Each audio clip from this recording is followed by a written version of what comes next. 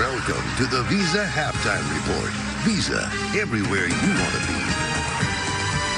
And welcome to the Visa Halftime, everybody. DC Wars Limit TA back with you once again. And like we said earlier in the first half of that broadcast, we're going to find out why do we use colors to name our transit lines, despite the 3K being shown. I was going to say that as well. Anyways, guys, we're going to get into it straight away. Well, let's be honest. There are numerous ways to distinguish transit lines, including unique names or symbols. I mean, here in many places elsewhere, DC Metro goes with colors, because colors are a simple and user-friendly way to organize the system.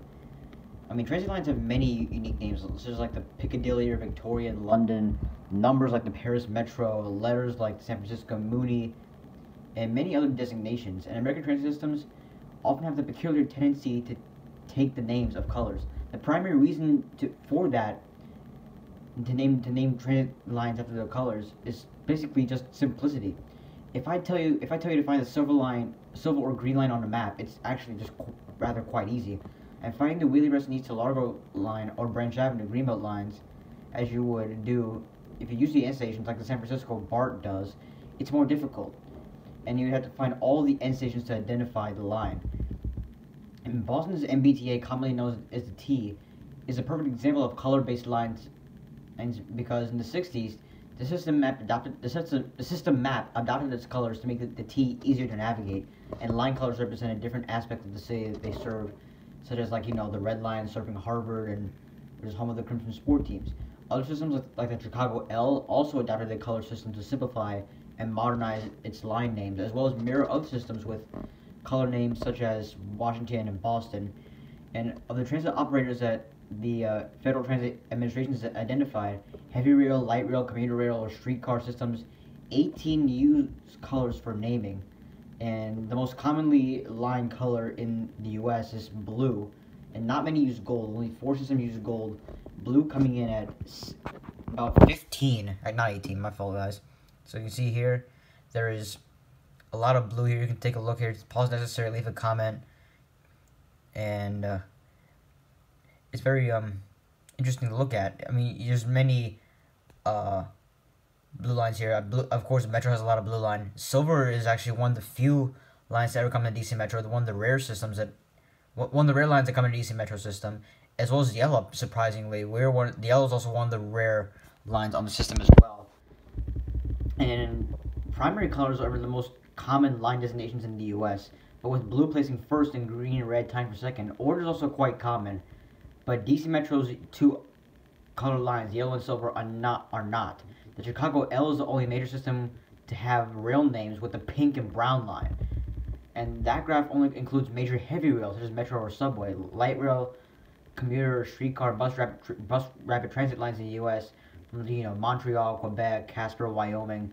There are countless other examples where transit systems use colors for nomenclature, and most transit maps use colors, like I said earlier, even though they're not included in the names. San Francisco's BART system, for instance, uses blue, green, red, orange, and yellow to mark lines on its map, but the lines themselves go by the name of their final stations, such as the Daly City, Dublin, or Pleasanton line.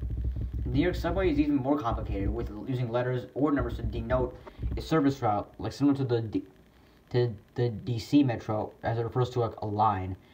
The colors to denote services that run along the same route in the core, and shapes to denote if the service is express or local. So if 4, 5, and 6 all use a green line, since they all run along the same route in Manhattan. And 6 trains additionally use a circle shape for local services and a diamond for express trains. And color lines do have some disadvantages, and line colors can be confusing to people who are not familiar with the system.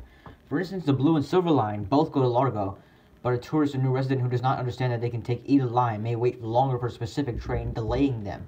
And using the line colors in New York would also be impractical, as they're simply what they call too many lines. Even though it's a very reliable system, there's just a lot of lines. After 8 or so of them, using colors for different route becomes impractical, and there's no longer primary or secondary colors left to use for names. The New York subway already has a darker green for the 4, 5, and 6 trains, and a lighter green for the G trains. Here's a comparison right here. And a darker blue for the AC and E trains, and a lighter blue for the T trains. But T-trains don't exist right now in New York and so forth. And using colors to identify all these lines will not make the system simpler. It makes it like more confusing. That's precisely what the case in the bus system in Auckland, New Zealand, which has far too many colors. Let me show you what that looks like right now. Just we could find out how much more complicated it can be for the bus lines in New Zealand than New York subway. And has far too many. So the New Zealand system has far too many colors. It may be hard to find real quick, guys, if you bear with me here. You can see, look at this. There's like a lot of orange, a lot of blue, lighter blue here, and a brown. It's a little bit of a complex process to see. It does kind of resemble DC Metro, but not completely like it. We don't have like simple colors like the red, blue, green, yellow. We don't have any shades of other colors. So now that, with that being said, we now move on to Montgomery County advancing 2 bus rapid transit projects on Rockville Pike and Veers Mill Road. And so recently on July 30th, the Montgomery County Council advanced 2 long-awaited bus rapid transit projects on Route 355 and Veers Mill Road to the next stage of engineering. However, the council put off selecting a preferred design for BRT in Route 355, and it's not clear when it will decide. Instead of choosing a design, the Montgomery County Department of Transportation does intend to ask the private sector for recommendations for Route 355 BRT, and verbally, though, staff did indicate that their focus will be on designated median BRT lanes, which are considered the high standard for this type of bus project.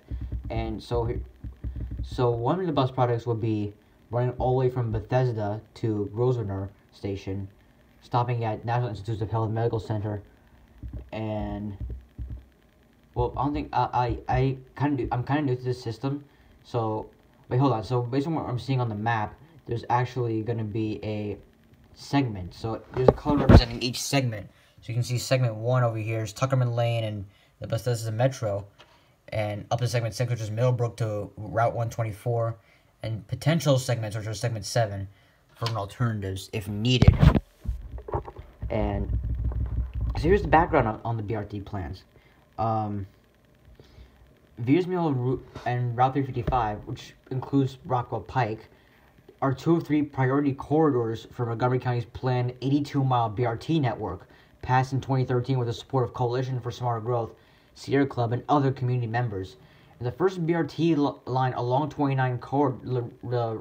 US 29 corridor is currently under construction, and BRT is expected to cut transit commute lines and decrease carbon emissions, improve social mobility, and spur economic development.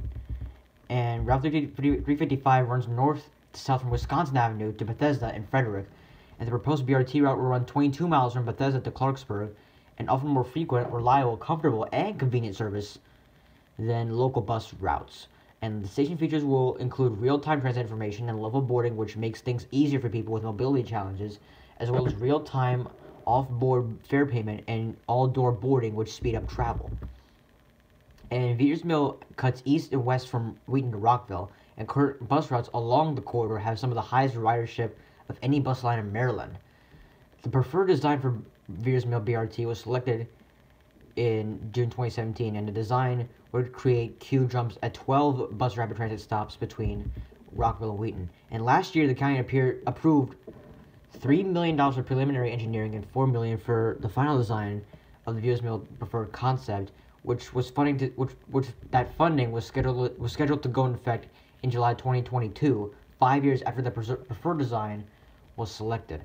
And Councilmember Hans Reimer recommended a faster schedule, which is why funding for Veers Mill's next stage was moved to the summer. So what are the design options for Route 355? There are 3 alternatives for that. So the first alternative would put BRT vehicles in mixed traffic. Alternative B and B modified, which is primarily dedicated median BRT lanes, and alternative C, which is dedicated curb BRT lanes. So alternative A, the BRT buses could mix in with traffic. Here's alternative B, which is in the middle right here, kind of like those cars on the right side and the cars on the other side. The buses will just run the middle. They're only designated to do just that. And alternative C would be just the curb, which is what technically a lot of other places have done. Like, you know, the Virginia Beach trolley system, they always run on the curb, and there's a bus lane just for that. But I think the alternative B is actually a very good idea to run the buses for the flash projects. And dedicated median lanes are considered the highest standard for BRT, which is also a good idea, producing better frequency and reliability, which translates into higher ridership. Curb lanes, although dedicated, run a higher risk of other vehicles using the right lane for turns, which slows and delays buses. Alternatives A and B put mixed traffic in Clarksburg with Bethesda. Alternative C includes one curb BRT lane, peak direction only, in Bethesda. And both the Planning Board and Coalition for Smarter Growth have recommended dedicated BRT lanes in downtown Bethesda, in addition to the median lanes throughout the rest of the corridor. And neither alternative B nor C includes fully built out median or curb lanes due to right-of-way considerations. And median lanes require more widening compared to curb lanes, so alternative B modified was created to anticipate some of the right-of-way challenges in Gaithersburg, Rockville, and Germantown. Instead of two median BRT lanes, there will be one median BRT lane that is either reversible or operates in the peak condition only, peak direction. But even though alternative B, which I thought has the most benefits, there is a bigger cost. I mean, it wins out. Yeah, obviously, alternative B, which is the middle lanes, they always win out. They've won out on the ridership, reliability, and time savings. But B and B modified would produce the highest ridership at 9.28 million annual riders, followed by alternative C at 8.63 million, and alternative A at 7.74 million. And due to its physical separation from traffic, buses in alternative B would run on time 87 to 96% of the time, compared to 83 to 93% of the time in alternative C. However, alternative B has the highest right-of-way needs and subsequently cost. Alternative B requires 61 acres, and alternative B modified requires 54 of them. In comparison, alternative C and A require 39 and 13, respectively. All the designs fit into the master plan right-of-way, but much of that right-of-way is not currently available and not likely to be anytime soon. And the needed right-of-way can be acquired as properties come up for redevelopment, but many property owners, especially those in the Peak District, where right-of-way acquisition costs are highest, aren't willing to redevelop its BRT is in place until that happens. To entice property owners to redevelop, the Planning Board recommends interim streetscape improvements. But will that be enough? And another way to get around property acquisition costs would be to convert general purpose traffic lanes to BRT lanes rather than expand the highway, which should be seriously considered because it would speed implementation, cost less, and reduce the future Route 355 crossing distances for pedestrians. In all, it is estimated that alternative B would cost $886 million, followed by alternative B modified $820 million, alternative C at $534 million, alternative A at $184 million.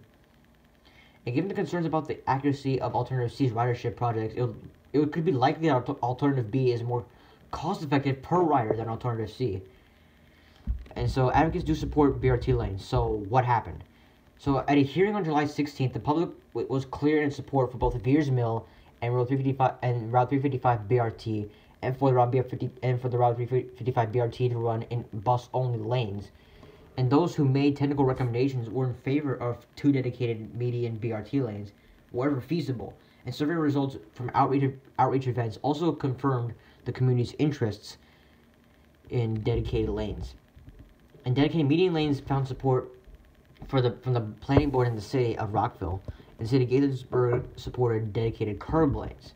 And County Executive Mark Elrich was not prepared to recommend a preferred alternative and asked MC.dot staff to solicit the private sector's opinions on improving travel times, ridership, and reliability, as well as construction best practices and potential public-private business models. And MC.dot agreed and requested that the council does not choose a preferred alternative for Route 355 bus rapid transit this summer. Instead, the next change, well, that was earlier this summer, and instead, the next stage of engineering would focus on major risk factors and physical design. And Chris Conklin, MC.dot Deputy Director of Transportation Policy, did confirm that the agency is working in a direction of thinking alternative B is the one that should be the basis for further exploration. And in the end, the council concurred with the executive branch and did not choose an alternative. The request for information is expected to go out later in the summer right now, and responses are expected by the fall. So what's next for Route 355? It's unclear. There's still many questions that need to be answered. So what will the private sector have to say? Will the preliminary engineering process remain in preliminary engineering process remain transparent and accountable without a recommendation from the council? Or when will the council have a chance to ultimately select a preferred alternative? The stage of engineering for Route 355 BRT is the stage of engineering for Route 355's BRT is estimated to take 3 years. And meanwhile, transportation is number one source for emissions in Maryland, and the environmental impact of transportation would only be worsened if Governor Larry Hogan's highway widening proposals come to fruition. And we need to be shifting away from highway expansion and moving towards growing transit through projects like Montgomery County's BRT network.